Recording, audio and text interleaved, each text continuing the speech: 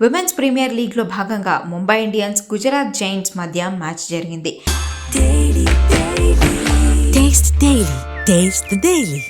ఈ మ్యాచ్లో ముంబై ఘన విజయం సొంతం చేసుకుంది. గుజరాత్ జైంట్స్పై 7 వికెట్ల తేడాతో గెలుపొందింది. కెప్టెన్ హర్మన్ ప్రీత్ కౌర్ విధ్వంసకర హాఫ్ సెంచరీతో తన టీంకు విజయాన్ని అందించింది. ఈ మ్యాచ్లో ముందుగా బ్యాటింగ్ చేసిన గుజరాత్ జైంట్స్ 20 ఓవర్లలో 5 వికెట్లకు 192 పరుగులు చేసింది. జార్జియా వెర్హోమ్, కనిగా అహుజా, బాటీ పుల్మాలి ఇలా అందరూ రాణించారు.